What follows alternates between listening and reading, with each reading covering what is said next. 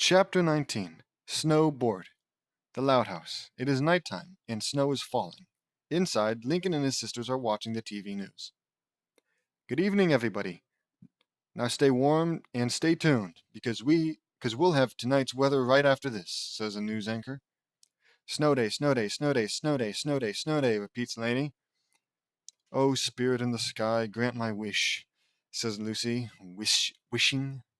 Fingers crossed, says Lori. Her fingers are crossed. Everything crossed, says Luann. Her arms and legs are crossed.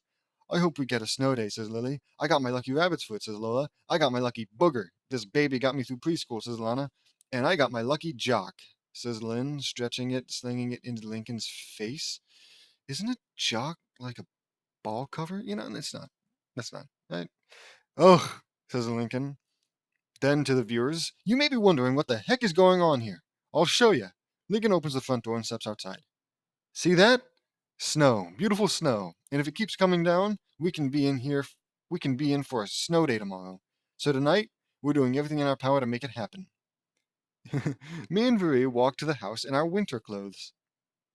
Hey, Lincoln, I say. Hey, JD. Hey, Marie, says Lincoln.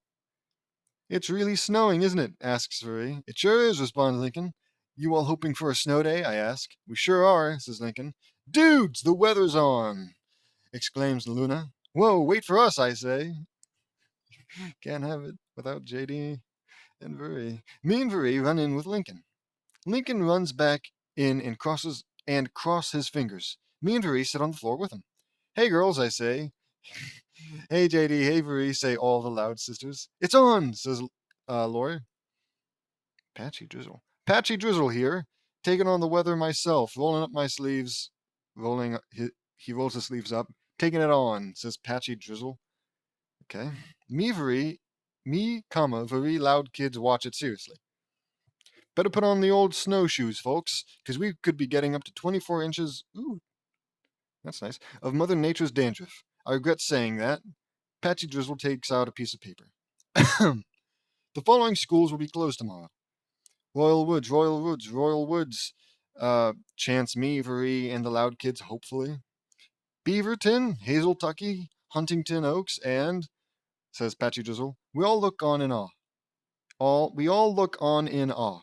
That's it, says Patchy Drizzle. Oh, pancake stacks, I say. No way, says Marie. Aw, say all the loud kids, sadly. Why, you lousy, says Lola angrily. I'm just kidding. You too, Royal Woods. Oh, he's such a prankster, says Patchy Drizzle. Aerial view of the house and the whole neighborhood. We all start cheering and jumping up and down. Hooray, woohoo, snow day, snow day, snow day, chant all the loud kids, excited. Snow day, I say. What? Snow day, says Marie. Snow day, says Patchy Drizzle. Lisa appears and turns off the TV. This just in, there will not be a snow day tomorrow, says Lisa. Her sibling, me and Marie are surprised and stop cheering. Why? Asks Laney. Once I spray my super strength salt across the city roadways, we shall have no trouble accessing school, says Lisa. We all boo at Lisa and throw pillars at her. Why would you ruin our snow day? Asks Lola angrily. Ahem. Lisa pulls the chart down. For every school day you miss, your brain functionality decreases by approximately 0.00, I guess it'd be 0.006%. Yeah. Come on, Lisa. Everyone needs to have some fun every once in a while, I say. Yeah, Lisa, snow day. Snow days are F-O-N fun. Ha ha ha ha ha, says Lenny. Lisa presses a button and the chart goes up.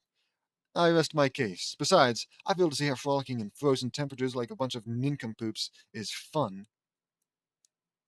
You're just saying that because you've never experienced a snow day yourself, says Laney. That wouldn't be possible if Lisa is living with all the loud kids. How exactly? Who cares? I don't know. Maybe she's off at science camp every time it snows, which doesn't make sense. The loud kids. Shoot, where was I? Yeah. What if we could show you how fun snow days can be? Then would you call off the salt? Asks Lincoln. Good idea, Lincoln, I say. I like that, big brother, says Lily. I like that. Oh, God. I was confused, and then I remembered Lily's now 10 years old, because why not? Huh? Huh? It was great. It was great. Who doesn't want the baby to go poo-poo and then go Oh, I've gained sentience. I'm getting off track. The loud kids agree with Lincoln and are excited to help Lisa. Yeah, F-O-N, F-O-N, says Lenny. F-O-N, F-O-N, say all the loud kids. Fine, but only because I can't stand to hear you spell erroneously. They're not spelling erroneously, Lisa. They're spelling fun. God damn it, they make that exact joke. Ah. Meavery and the loud kids cheer as they walk off. Lenny stops walking. Wait, I thought we were spelling fun. Wow. I think I'm turning into a fanficker. Ooh, that doesn't sound good. The next day, everybody is getting out of the house to have fun in the snow. Wait, the next day? The next day. What do you mean the next day?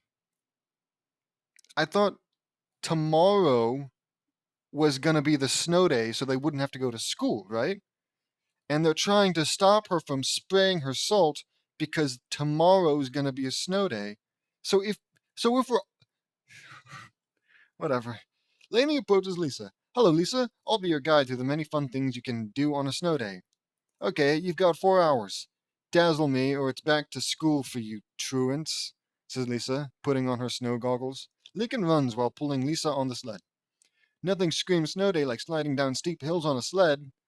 A recommended activity for young thrill seekers. Oh my, says Lainey. Woo, sledding! What do you think, Lise? Asks Lincoln. I think my buttocks are cold, responds Lisa. The sled hits a rock and Lisa accidentally gets off it while yelping. I think that's called falling, or dismounting, or whatever. Ouch! Ooh, ouch, I say. And now bruised, says Lisa. Lincoln finishes building an igloo. When you bury yourself in snow, make yourself a home with an old-fashioned snow fort, says Laney. What is he, like a advertiser? Come on in. You gotta check out the built-in cup holders, says Lincoln, going in. Lacks cross beams, low-bearing walls, and a solid foundation. Isn't it load-bearing? I don't know. I don't know. I might be wrong. I might be wrong. All choices that I made, says Lincoln. Hardly up to code, says Lisa. After Lisa touches the igloo, it falls apart. It's collapsible too, says Lincoln. Not a fan of forts, huh? Asks Laney. Look at mine, says Varee. Oh, what did Varee do? Laney, Lisa, and Lincoln are amazed to see that me and Varee had built an exact replica of the Neuschwanstein Castle in Germany, entirely out of ice and snow. Oh, wow, awesome. Add that to the list of powers, huh? Amazing snow architect. The Neuschwanstein. I'll just pretend that's correct. Me and Varee built it, I say. Wow, JD, Varee, this is incredible, says Lincoln. The architectural structure is 100% accurate, and the inside is 95.007% accurately replicated, says Lisa. Oh, are you sure? Are you seriously implying that JD isn't perfect? Colorado is known for having gorgeous winter weather, and the snow days are perfect. I had lots of fun there before moving here. So I say, for some reason. There's still lots to do on a snow day, says Laney. Lot of comes. How about getting old lawns? How about letting old lawns take the reins? Asks Lana. I don't see why not, says Laney. Knock yourself out. My buttocks are cold and bruised, says Lincoln. Lana made a snowman. Say hello to Mr. Twigarms, says Lana. Hi, Mr. Twigarms, says Laney. Huh. So what does Mr. Twigarms do? Says Lisa. Nothing. But he's awfully joyful, says Lana. Perhaps if you valued your education, you could build something with more pizzazz, says Lisa, pressing a button, and a robot appears out of the garage. Say hello to Mr. Reinforced Titanium Alloy Arms. Is that our mailbox? Asks Laney. The robot is searching for a target to destroy and thinks a snowman is an enemy, and shoots lasers at Mr. Twigarms. Sorry, I forgot he has jolly seeking lasers, says Lisa. Favi and Lola are ice skating. Here's the returning champion, Lola Loud, about to execute a triple salchow? Salchow? Lola performs her triple salchow. I think I'm butchering that. And sticks the landing. Come on, Lisa, it's your turn. Lisa is counting formulas. Based on water density, air temp, and the weight of a small human, that ice should give way in 3, 2. The ice breaks and Lola falls into the water. Dang it, says Lola. Dang, it's right. I was 1 second off, says Lisa. Marie helps Lola out of the water and warms her up with warm water. What a nice person. Well, now we know why Marie was ice skating too. Lisa, Lainey, and Lucy are making snow angels. What exactly are we doing? Asks Lisa. Making snow angels, says Lainey. No, we're not. We're playing Corpsicle. It's my favorite snow game, says Lucy. How do we win? Asks Lisa. By getting hypothermia? Yes, responds Lucy. Luann is holding a bucket full of snow. Watch this, Lise. You're gonna love snow pranks, says Luann. I don't remember snow pranks being an activity, says Lainey. It's an activity for me, says Luann. The three siblings walk up to Lincoln, who is rebuilding his snow fort. Luann winks at Lisa, who is confused and puts snowballs on Lincoln's butt. What is with these weird choice of words? She like Lisa got off the sled. They put snowballs on Lincoln's butt. Why not Lisa fell off the sled? Why not they threw snowballs at Lincoln's butt? What's happening?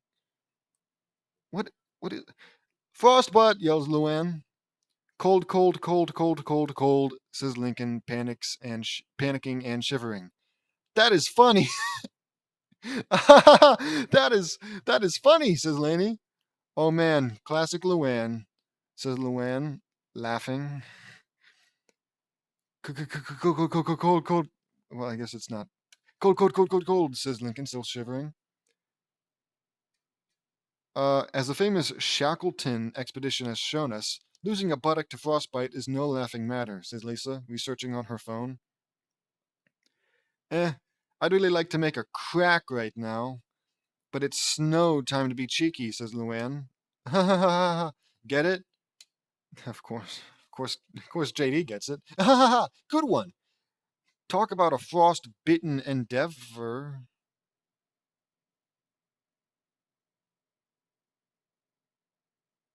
What? Frost-bitten endeavor? Rim shot. Luann laughs. Did you get that one? Asks Luann. Unfortunately, yes, says Lisa.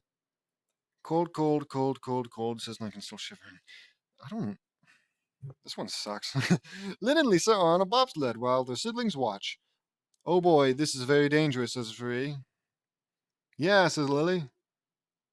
Oh, God, Lily. Oh, God, Lily. Representing Royal Woods in the World Bobsled Finals, it's Lynn and Lisa Loud. Oh, yeah, says Lynn, starting the sled on the slope. Whoa, whoa, whoa, stop, says Lisa. Lynn slips and accidentally lets the sled move away. Uh-oh. Oh, crud, I say. I can't see this ending well, says Lisa. Lisa goes really fast and gets off from her. There it is again. Lisa goes really fast and gets off from her sled, screaming in panic, and falls in the snow. Her siblings gasp and come to her location. Why are you saying gets off from her sled screaming? Why not say, like, flies off of her sled screaming, or get gets thrown off of her sled screaming? Gets off is like a calm act, you know? Like, oh, it's come to a complete stop. Time to get off, right? Fuck, whatever. Okay, Snow Angels? Asks Lincoln. Are you alright, Lisa? I ask. Yes, I'm okay, but it's over, guys. Snow days are both pointless and a health hazard. Ergo, I shall unleash the salt, says Lisa. No! Go all of Lisa's siblings. The loud kids complain at Lisa. I suppose that's fine, grammar-wise. Please, Lisa, give us one more chance, begs Laney. Oh, come on, seriously? Asks Lincoln. My decision is final. You cannot talk me out of it, says Lisa. Someone throws a snowball at Lisa. All right, who did that? Asks Lisa, angrily. Wasn't me. Of course it wasn't you, JD. Me neither. Of course it wasn't you, Marie. The loud kids move away and reveal that it was Lana. Aw, you finks. Finks? Aw, you finks, says Lana. You've poked a bear, my friend, says Lisa. Ha ha, what are you going to do? Asks Lana. Lisa throws a snowball at Lana. Huh, that was actually quite satisfying, says Lisa. Lisa makes another snowball. Here, Lana, says Lynn, helping Lana up with Lincoln. Boy, she nailed you, I said. She got you good, says Marie. Let's help you up, says Lincoln. Lisa throws a snowball at Lana again, and the others as well. Oh, yeah, okay, so Lisa's throwing a snowball at Lana and the others. I thought everyone was just piling on Lana. Hey, this is kind of Lisa says. Fun?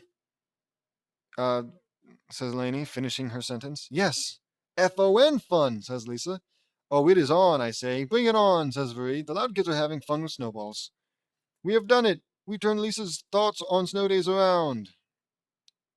Later at nighttime, Lincoln is blowing hot air at his hot cocoa? Is blowing hot air at his hot cocoa. What? Hey, Lincoln. Lainey, JD, Marie, thanks for today. You made a snow day convert out of me. Okay. Says Lisa. Blowing hot air? Like, is he blowing air onto his hot cocoa to cool it down? I guess, breath is typically warm, so it's not entirely. It's just weird. It's just weird. Weird wording, weird wording. Anything for our favorite little scientist, I say. No problem, Lisa. I'm just glad you had fun with us today, says Laney. Me too, especially since Patchy said back to school tomorrow, says Lincoln. I don't want this to end. This was too much fun, says Marie. Lisa gets surprised and smiles. The next day, me, Marie, and the Loud sisters come to Lincoln's room while he is still sleeping. Lincoln, wake up! It's a snow day miracle, says Lynn. Lynn, what are you talking about? Asks Lincoln. Look outside, says Laurie joyfully. Lincoln looks out the window to see it's another snow day. What in the what? How's this even possible? Asks Lincoln. Oh, my lucky booger worked again, says Lana. Incorrect. Lucy imitates buzzer. Incorrect. I called some friends at NASA.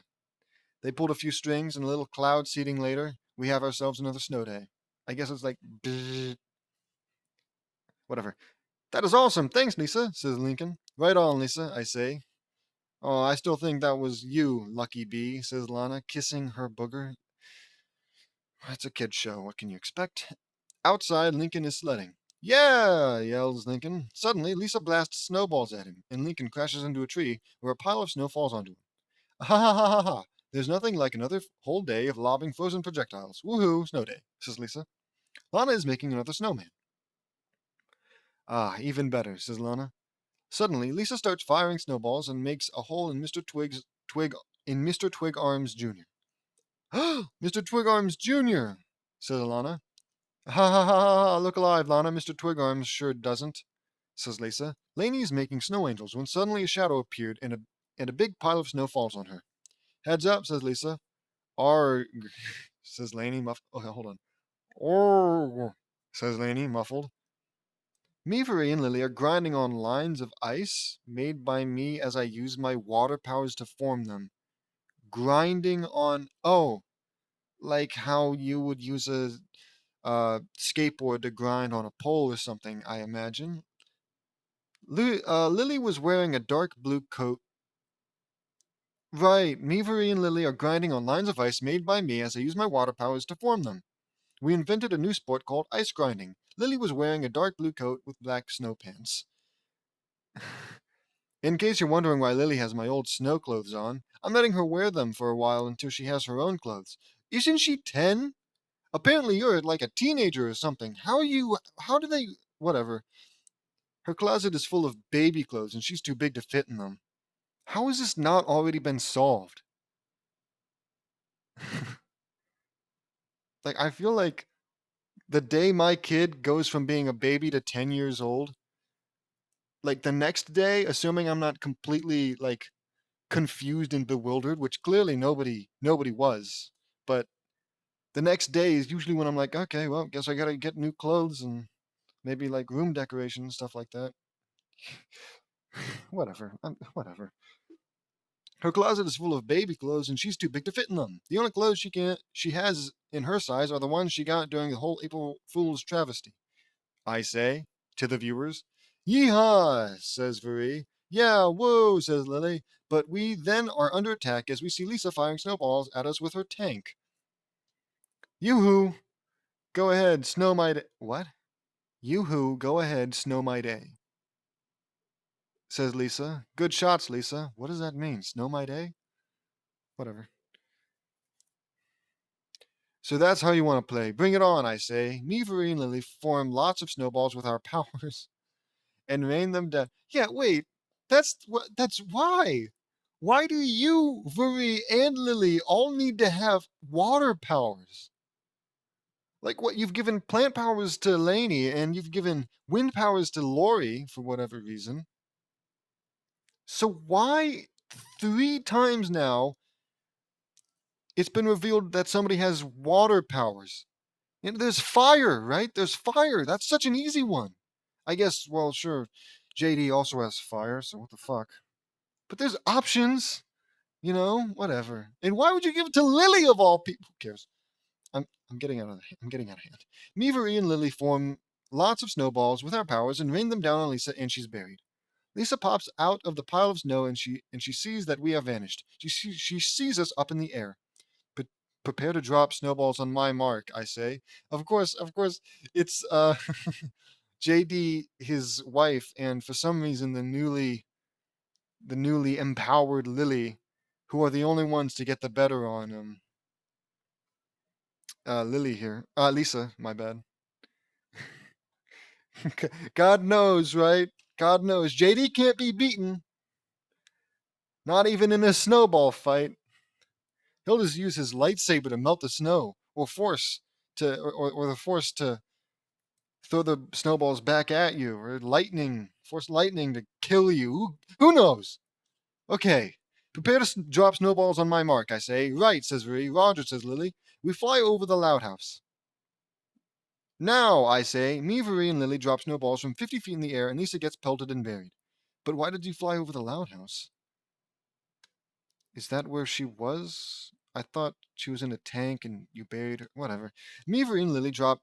My bad. Me, Ree, and Lily had performed a successful snowball airstrike. So, it's foreshadowing. I guess they didn't drop the MOBs from the sky, but yeah, it's still funny. Still funny. Lisa had it coming, says Lily. Lynn is riding her sled when suddenly Lisa appears on her own one. Hey, Lynn, says Lisa, busting out a snowball Gatling gun. Say hello to my not so little friend. Ah ha ha ha ha ha, she laughs as she throws snowballs at her sister. Snow day! Lynn falls into Lincoln's fort. Dang it, says Lincoln. Oh, here we go. This one's bold and underlined. What could it mean? Lisa comes up by with a bazooka loaded with snow. Hey guys, I want to show you my latest invention. The Ultra Snowzooka. Patent pending, says Lisa, looking around. Guys, where'd you go? Where'd they go? Meavery and the other siblings are inside the house. Where did it all go wrong? All I wanted to do was show Lisa how fun snow days are, says Laney. But now we've created a monster, says Lincoln. At least we're safe in here, says Loy. Yeah, it's not like you can bring snow inside the house, says Lucy. I look at something and gasp. I wouldn't be so sure. Duck! Lisa shoots snow at them, and they yelp at their ambush. Behold, my latest invention. Indoor snow, patent pending, says Lisa. Run, I yell. Lisa starts shooting snowballs and laughs while her siblings run off terrified, and me, Vuri, and Lily form slingshots made of water, and we fire Lisa's new snow at her. They act like snow melts as soon as it steps inside, as soon as it's inside. Whatever. And once again, Meavery and Lily, huh? They're heroes. They are. They deserve medals. Lori is hiding in her room's closet. Boo Boo Bear. Lisa's literally out of control, says Lori to Bobby on her tablet, panting in fear. Lisa opens the door. On the contrary, I've never felt more in control or more alive, says Lisa. She'll have to call you back, Boo Boo Bear, says Lisa to Bobby. I love you, says Lori. Use your wind powers, Lori. Lisa shoots Lori with snow, but before the snowballs could hit her, Lily flies in and grabs Lori and takes her out of the closet and flies out of the room with her. Couldn't Lori fly?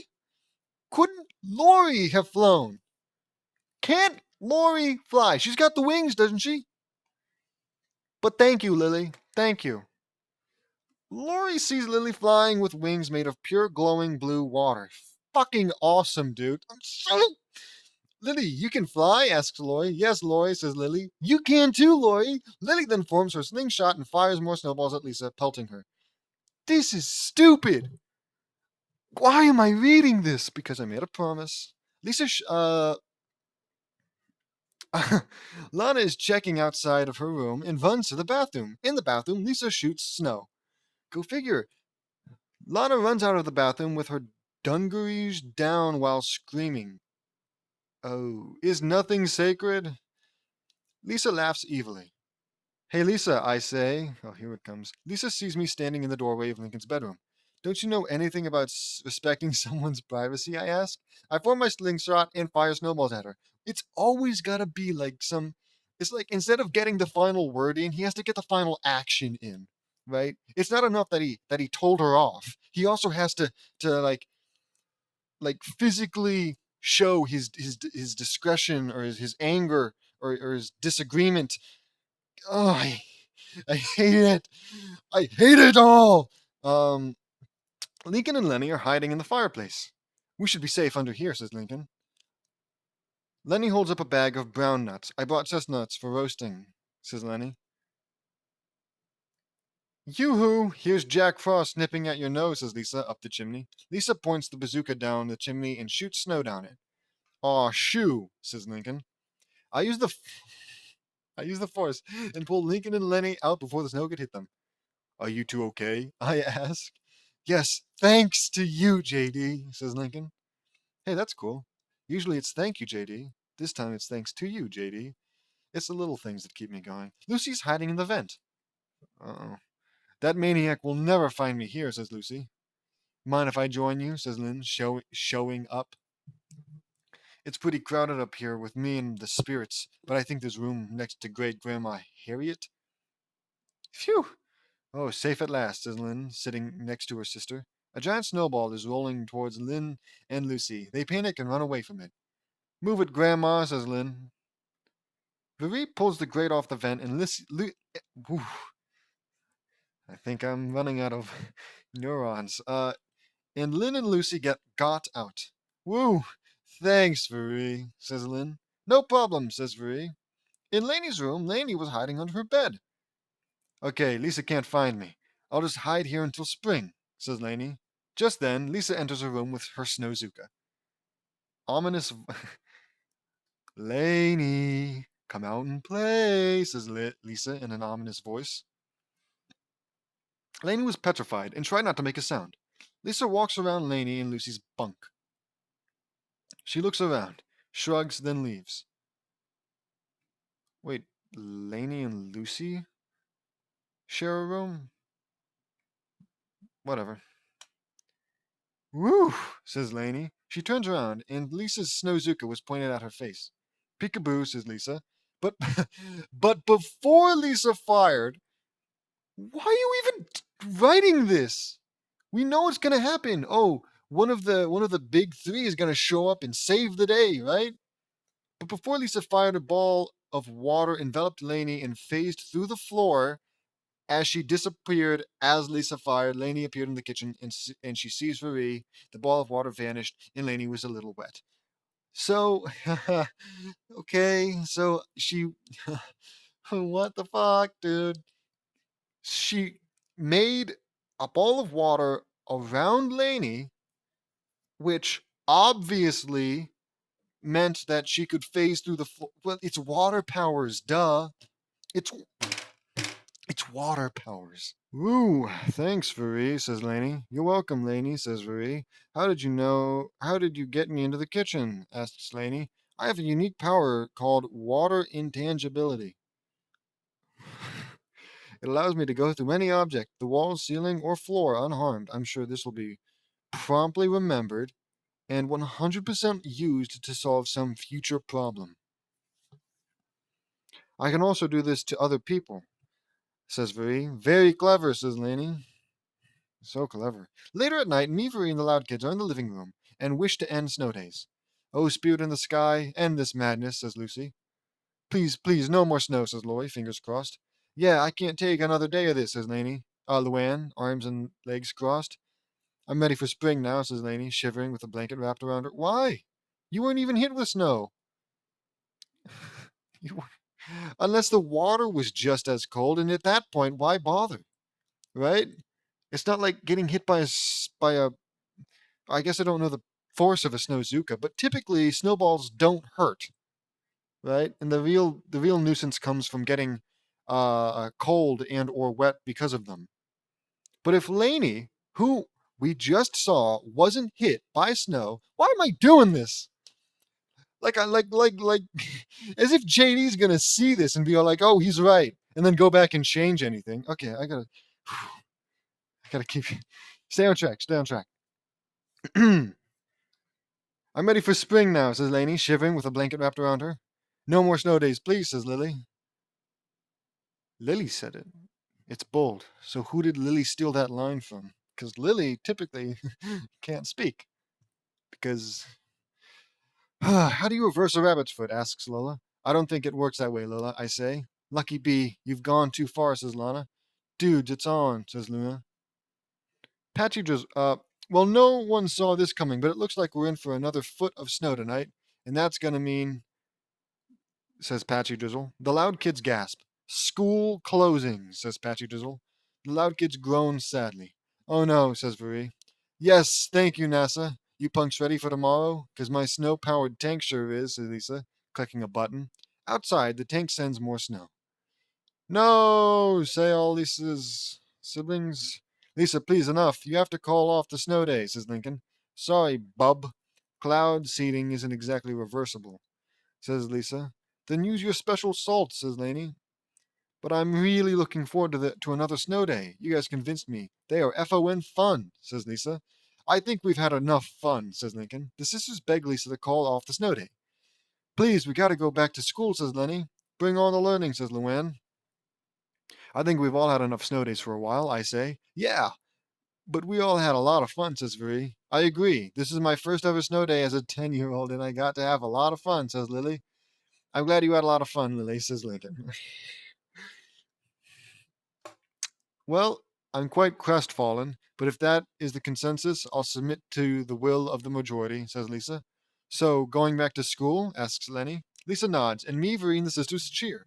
SKOOL, SKOOL, cheers Lenny. Thanks, Lise, says Lincoln. No problem, Lincoln. Best get ready for bed. School day tomorrow, says Lisa. The next morning, Lisa is sitting in her tank, which now shoots the salt. Well, Houston, mission accomplished. My master plan was a major success. I'm pretty sure my siblings won't be wanting any more snow days, says Lisa to the viewers. She rises out of the tank. And now that I've repurposed my snow tank to a salt spring snow melting deicer, it's time for some real FUN. Spelled correctly, I might add.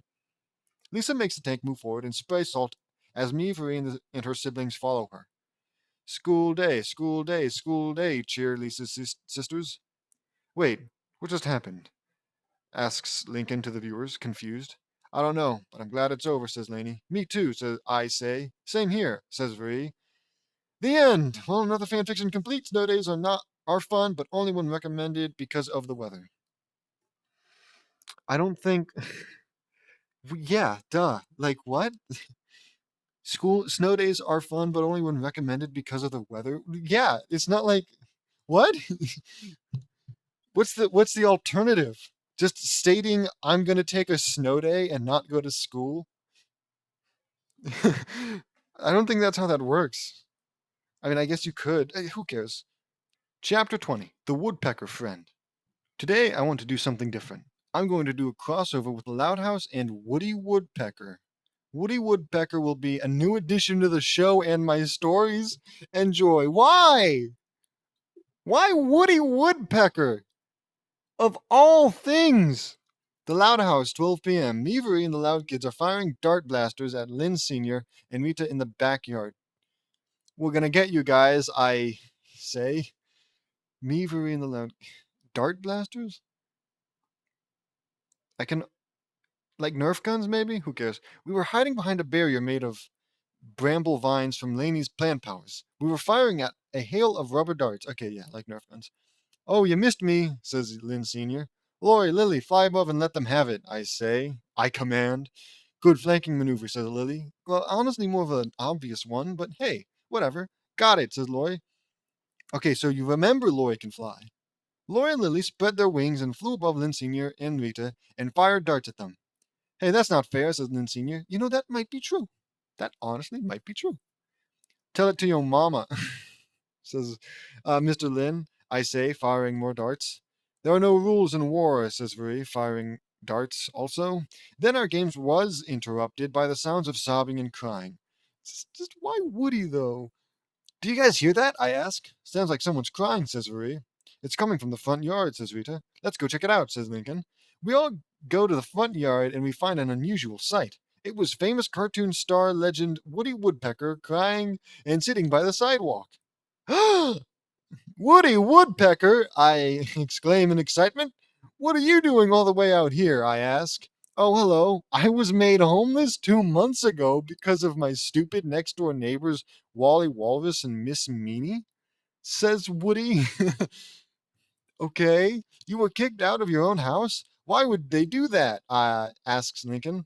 They said I was a total menace to them, responds Woody, crying. They teamed up and kicked me out of my home and my town. Those dirtbags, says Lola. We watch your show all the time and they threw you out like garbage? That is completely disgraceful, says Lana. I've known you and your show for years, Woody, and that is totally barbaric the way they treated you. I say. I agree, says Marie. We're gonna help you. You can live here now, if that's all right with all you guys. I say. That's fine with us, says Lynn Sr. You can live here, Woody, says Rita. I'm sorry. I'm sorry. So, why not, right? Hey, why not? Why not have JD, a guy who's not even related to the Louds, make the executive decision that this newly that this cartoon character who's homeless should live with them? I mean, obviously, I'm sure because of JD's writing that even if his insert didn't suggest it, they still would have been all like, "Hey, how about you live with us?" Don't you have a mansion, dude? Don't you have a mansion? There are so many people in that house, man. Why not take him back to your mansion? I'm sure he could have a better sleeping arrangement in like one of your bathrooms than trying to find another place to sleep in the loud house. Like, who's even at your mansion? Other than you, your mom, your dad, I guess Vere now, and at least one butler.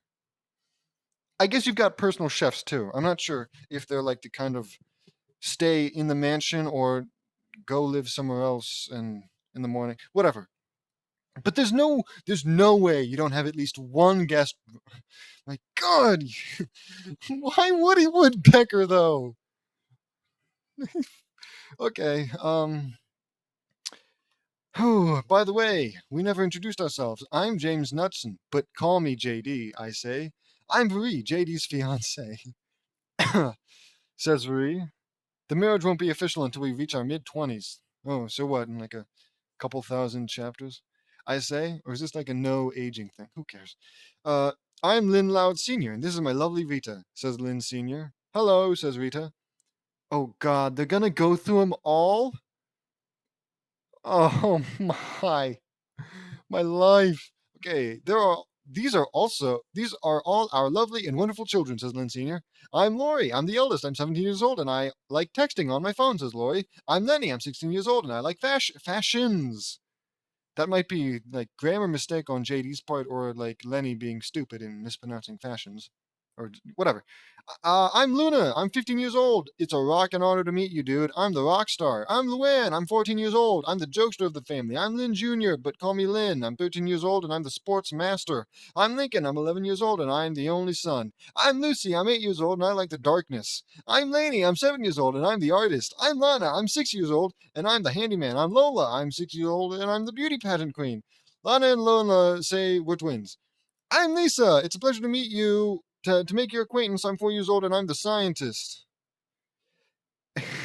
And I'm Lily Loud. Biologically, I'm 15 months old, but I look like I'm 10 years old because of special circumstances, says Lily. Well, it's a pleasure to meet you all. Thank you for taking me in, says Woody. No problem, I say, on behalf of the Louds. Oh, we got to work and built a nice treehouse. Oh, okay. Now that's my bad. He's a bird after all. And I built a nice treehouse in the front yard. Tree It was an exact duplicate of Woody's old house because, why would he? But with a bunch of added features. Lana has finished setting up all the internal and external plumbing. Not gonna ask how. There you go, Woody. Plumbing's all set, but go easy on her first. No heavy meals. Kitchen sink and dishwasher is all set, says Lana. Thanks, Lana. You're quite the handyman, says Woody. Thanks, Woody, says Lana. Oh my goodness. It's like you do realize. Oh, I think I'm losing my voice a little. You do realize that you don't always have to have it be just thanks. Insert name here, right? Hell, it could even be like a way to express a person's personality, right? Lana could have said, "Hey, don't mention it," or "any time," or whatever. Just doing my job. Anything like that. It's always for every character. Thank you. Insert name here. Nobody, nobody, no family, no group of people says thank you so blandly every single time. God, this one's gonna be longer than it needs to be because I am losing my shit here, dude. Okay,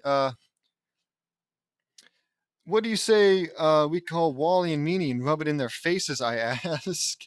Count me in, says Woody. I set up my laptop computer in the living room and video call Wally. You just have that? You just have like a video call? You've got his number at Wally Walrus's house in Indianapolis, Indiana. We heard the telephone ring and he picked it up. Oh my god, I don't want to do a Swedish accent.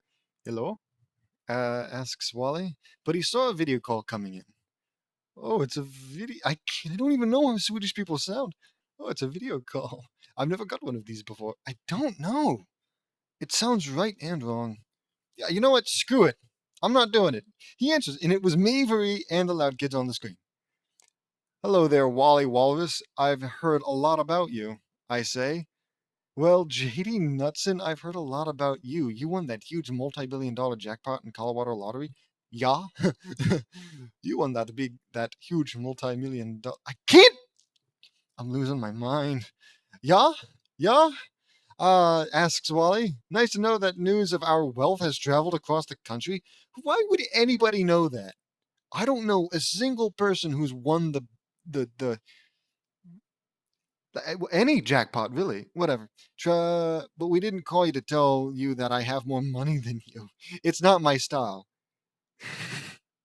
No, you don't brag, you humble brag. There's a difference. It's not my style, Wally, I say. Well, what did you call me for? Asks Wally. It concerns a certain woodpecker former neighbor of yours that used to live next door to you and Miss Meanie. Miss Meanie then appeared into the room with Wally. Oh, well, how convenient. Woodpecker? Woodpecker? Asks Wally. We kicked them. I keep trying to do like we kicked. It's not. It's not.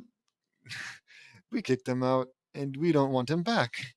Miss Meanie, we're glad okay. We're glad he's gone, and we don't want him back in our lives, says Miss Meanie. Try telling that to his face, I say. Woody comes in and sits in between Lana and Lola. Specific. Hiya, Wally, Meanie. I now have a new home and new friends, says Woody. Woody does his trademark laugh.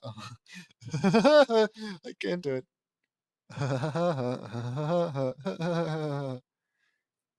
I guess I could technically do it, just wouldn't be as loud, high pitched. Meavery and the loud kids all do the eyelid pull taunt. The eyelid pull taunt at Wally and Meanie? The eyelid pull taunt. That would what? Doesn't that feels like it would hurt? Woodpecker, say Wally and Meanie at the same time. We will find you and pulverize you. Why? And why do you care? He's out of your life. That's like, as far as I can tell, the only thing you care about, right? So it's like, oh no, oh, you've given the guy we kicked out a new home and new friends. You fiend. Okay, anyways, bye. I'm gonna go back to my life of not having to deal with him anymore. Because that's like the mindset I would have if I was Miss Meanie or Wally Walrus. God, this is taking too long. This was supposed to be a shorter chapter too. Good luck with that, you clods. You want to get to him? You got to go through me first, I say. And that won't be and that won't be easy, clarifies Marie. Me, Marie, and the loud kids and Woody all blow raspberries at them and the call ended. What a dope, I say. You said it, and I have a feeling that this is the beginning of a beautiful friendship with all you guys, says Woody. You said it. We all did Woody's trademark laugh. Oh, fucking beautiful. The end. Another fanfiction complete. I think I've been cursing more in this one than I have at all throughout the other. I wanted to add Woody Woodpecker to the series to show love and support and fandom to the Woody Woodpecker Show. One of my favorite shows that I've known since I was a kid. Until next time, this is JD signing off. Woody Woodpecker is owned by Walter Lantz. Thank God. This could very well have been like a Sonichu situation, but for Woody Woodpecker. So like Woodichu or Sonic Pecker. I don't know. Sonny Fast Pecker. That sounds a little weird. Anyways, Chapter 21 The Windy Cat Fight. I wanted to do an original episode centered mostly around Lori and her rival Carol Pingreve. Pingreve? Pingreve. Pingreve or Pingreve? I'll do Pingreve. But this will be an action-packed episode. Oh boy. Me, Lincoln, and Lily were playing video games in the living room, and Bree and Laney were reading books as girls should. Video games are a man's sport. When the door flew open and in came Lori, crying her eyes out, me, Lincoln, and Lily grow concerned. That's beautiful. I guess, my bad. Lily's a girl, right? Oh, something must be wrong with her. She should be playing with dolls or reading books. Anyways, Lori, what's wrong? I ask. Lori, are you all right? Asks Lincoln. No, I'm not all right. Just leave me alone, says Lori. She runs up to her room, crying hard. I wonder what happened, I say. Woody Woodpecker came in. JD, I saw Lori running home as she was crying. What has her so upset? Asks Woody. I don't know, Woody, but we gotta go it's jarring. You know? Just like, oh yeah, all the Lincoln siblings and Woody Woodpecker. It's not the kind of team up you think. I don't know, Woody, but we gotta go find out. I respond. We went upstairs and found Lenny, Luna, Luann, Lynn, Lucy, Lana, and Lola, and Lisa standing in the hallway. What's going on, girls? I ask. Lori and Carol had a nasty fight and Lori got hurt bad, says Luna. Carol did this to her? What is wrong with that girl? I ask. Oh, is this going to be the first time we get a good look at JD's wrath? Who's Carol? Asks Woody. Her name is Carol Pingree, and she and Lori hate each other with a terrible vendetta, says Marie. Lori and Carol used to be best friends a while back, says Lola, but they started showing an extremely fierce rivalry about 2 years ago, says Lana. I go to school with Lori and Carol, and I've seen them both fight intensely. It gets fierce. Okay, so yeah, JD is like significantly older than most of the kids. This is weird. It gets really fierce. Carol has been better than Lori at everything. Well, God, don't say that out loud. I say, oh man, that's not a rivalry. That's a violent feud, says Woody. Yeah, but Lori looks like she's been mugged, says Lenny. Let us go talk to her, I say. Me, Marie, Lincoln, Laney, Lily, and Woody open the door to Lori and Lenny's room. Lori, are you all right? Asks Marie. Lori was still crying. Lincoln, we were told everything, and you can't let this go, says Lincoln. Lori, you can't let Carol get away with hurting you like this, I say. Take revenge. Blow up her town. Torture her. I mean, humiliate her. Ha ha ha. I'm so funny like that. No matter what I do, Carol will always be better than me at everything, cries Lori. Meavery and Lincoln sit with her on her bed, and Woody, Laney, and Lily sit on the floor. They're not as important. Lori, you know that's not true, says Ree. Yeah, Lori, you're great at lots of things. Well, I mean, I believe it was JD who said Carol is literally better than Lori at everything. So unless we're made to believe that JD has been wrong, is wrong, then they're basically lying to her to make her feel better. No, JD would never be wrong. JD would never be wrong. Yeah, Lori, you're great at lots of things, lies Lincoln. We see that Lori has some bruises. Oh my god, bruises and cuts and a black eye. These injuries are bad. I can't believe Carol did all this to you, says Veri. I guess Carol's better at fighting too. Veri starts healing Lori. Thank you, Veri. She went from rival to a heartless psychopath, says Lily. Good. That's justification for what we're gonna do to her. What's a psychopath? A sociopath. I said so. My bad. She went from a rival to a heartless sociopath, says Lily. What's a sociopath? Asks Lincoln. Why would Lily, the 15-year-old who got turned into a 10-year-old, know what a sociopath but not Lincoln? It's someone that can't feel empathy, remorse, or guilt. They do terrible things and don't care who it hurts. Kind of like you guys, but you're more like selective sociopaths. That's terrible, says Lincoln. Lori, you are the strongest person in this household, both physically and mentally. Whoa. Thank God JD isn't related to you, right? Unless, like, household just means whoever's in the house at the time. I'm getting way off track. This is not even an audiobook anymore. Okay, focus. Also, there's 5 things you have that Carol will never have, says Laney. Like what? Asks Lori, calming down. 1, you've got 10 sisters and 1 brother that are always here for you, says Lincoln. Carol doesn't have any siblings, I say. 2, you've got a lot of best friends and a great boyfriend, says Marie. Bobby is like my big brother, too, says Lincoln. Carol only has popularity, and that doesn't give you true friendship, says I say. 3, you also have superpowers. Hey, good point. How did she get all those bruises and shit if she literally has superpowers? You also have superpowers like me, Lily, JD, and Marie, says Laney. Whoa, I didn't know you have superpowers, said Woody. The. Oh my god. It's a long story, Woody, says Lily. Carol, Carol doesn't even know what Lori is really capable of with superpowers. I say. 4, you have a lot of love and support of everyone who cares about you, says Lily. Carol will never experience what true love is all about, I say, and a true friend never hurts another friend, and by the extent of these injuries, my bad, I can tell that this was personal, says Veri. Yeah, and the most powerful thing she'll never have is the drive and determination to protect everyone who they feel is precious to them. I say, that's right, a heart of darkness can never understand true love, friendship, compassion, or remorse, says Laney. Lori feels better and decides that enough was enough. You're right, guys. I've been so worried about what I could be best at that I stopped believing in myself. Now I want to show Carol that I'm stronger and better at everything than her. So naturally, I'm going to go kill her.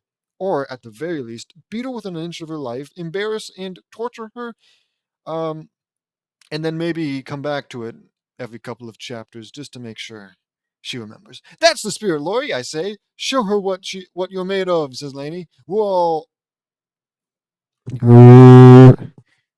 with you all the way, says Lincoln. Lori then had eyes of determination. Let's show that viper Carol that I am stronger than her, says Lori. In the park the next day, Carol was sitting on a park bench, quite proud of herself for how she thrashed Lori. Yep, that's what bullies do. They go around beating people up, and then they go home and they're just proud of themselves. Oh yeah, wicked wedgie I gave that kid today. God, these are not real people. They never will be. I have a hard time believing JD is real. When she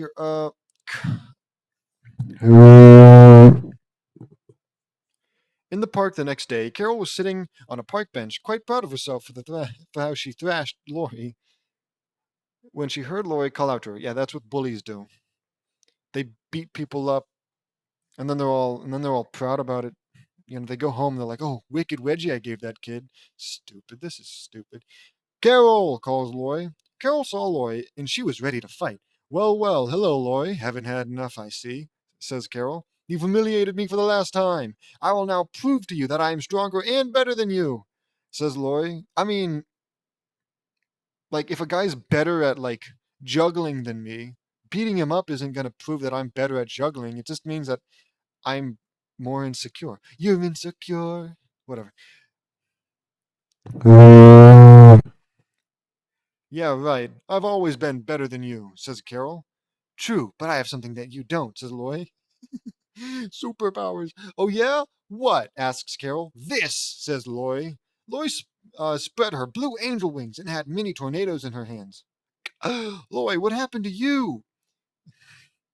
PSA.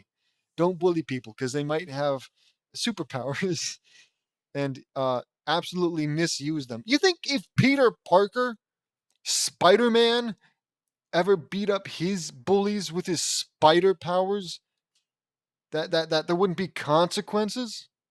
I think Tobey Maguire may have. I don't remember. Look, I'm just saying, I'm not happy. Whatever. I've been given a gift, and I have another thing you'll never have, says Lori. What? Asks Carol. Meavery, Lady Lincoln, Lily, and Woody. And Woody? I'm sorry. Four of these people have superpowers. Lincoln's there because I guess, he's the main character. In quotes, mind you. Why Woody? I mean, I guess he's fast. He's got a sharp beak. All right, focus. God, focus.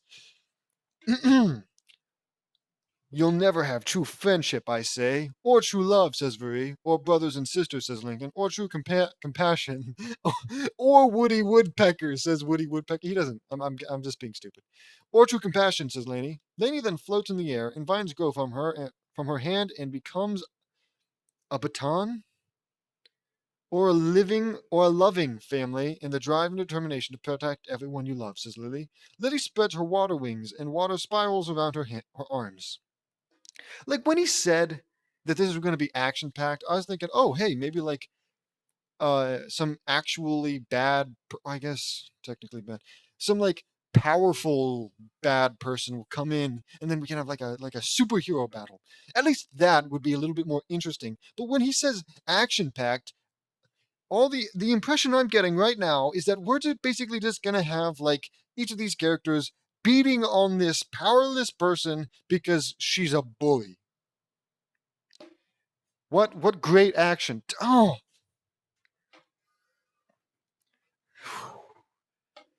Um where was I?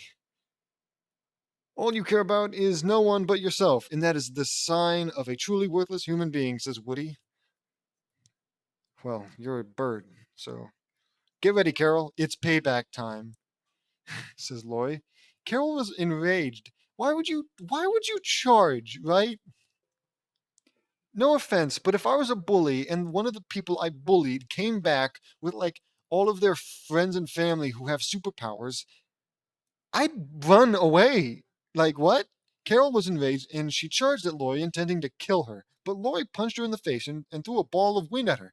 It blew her into a nearby tree and she hit it. And as she got up, Lainey called a bunch of squirrels, chipmunks. I thought it. What? Lainey has plant powers, not nature powers, right?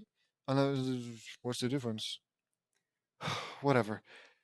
Uh, Called a bunch of squirrels, chipmunks, and rabbits, and they threw nuts and rocks at Carol. Lainey then called a round of robins, and they went after Carol. Like, wouldn't it make more sense for like Woody to do this, right?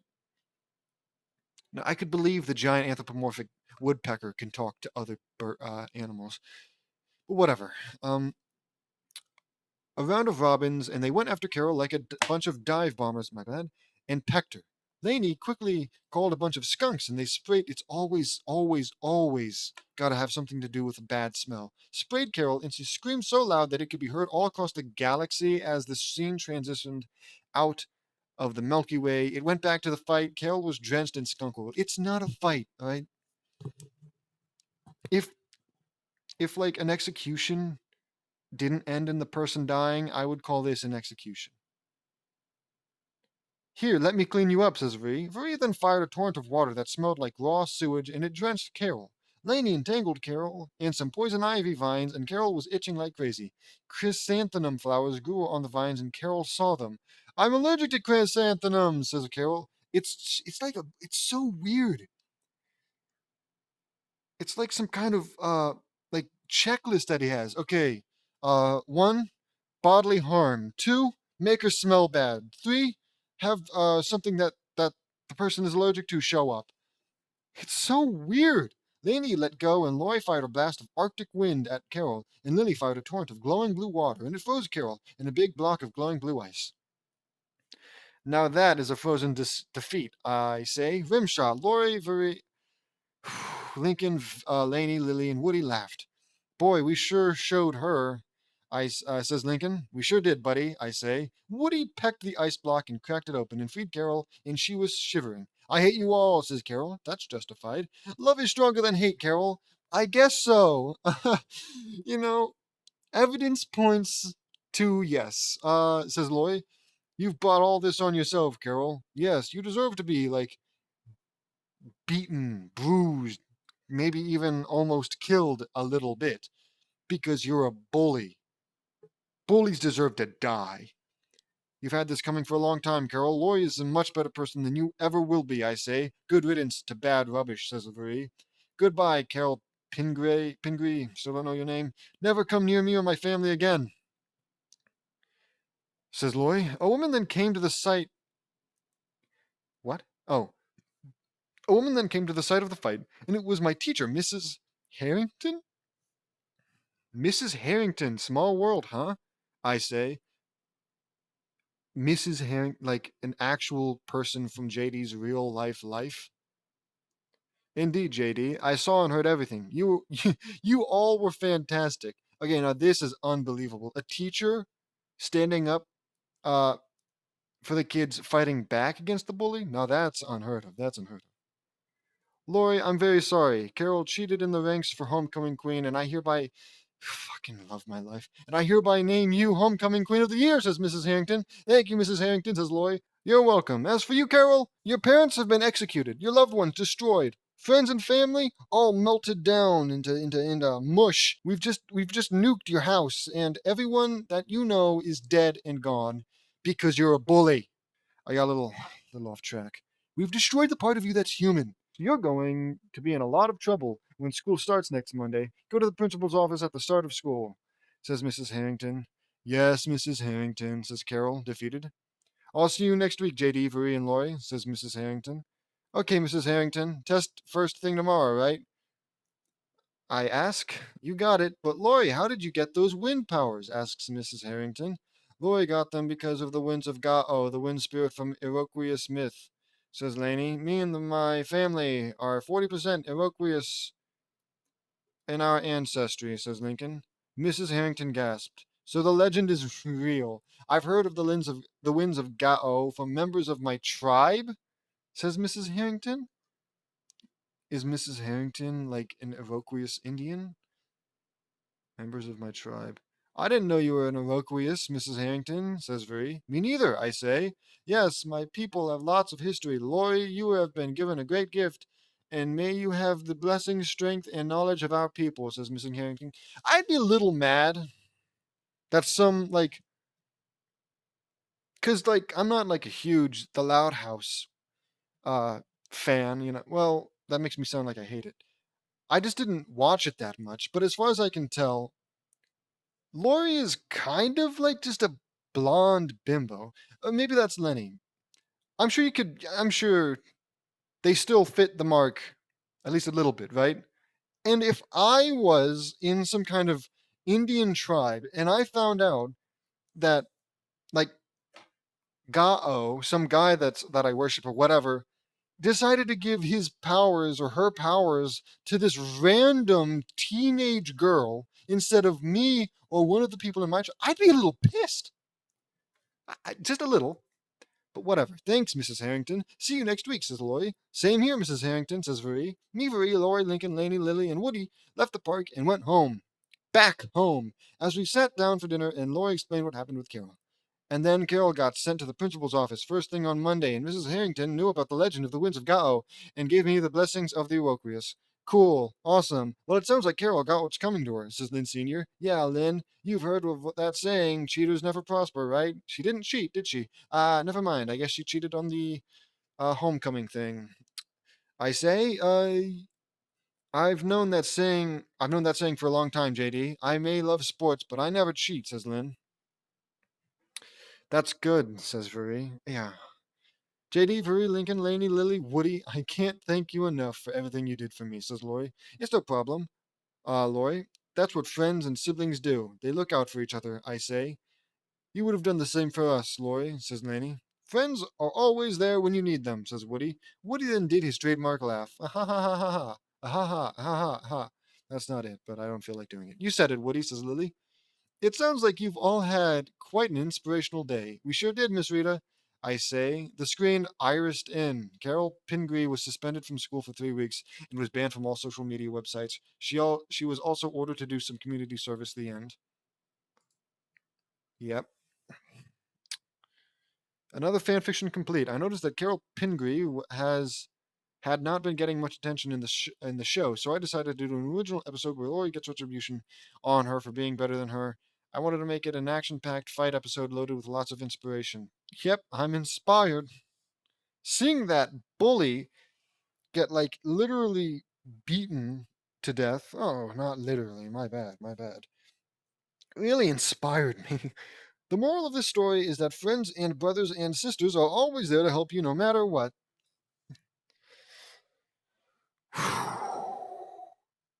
Okay.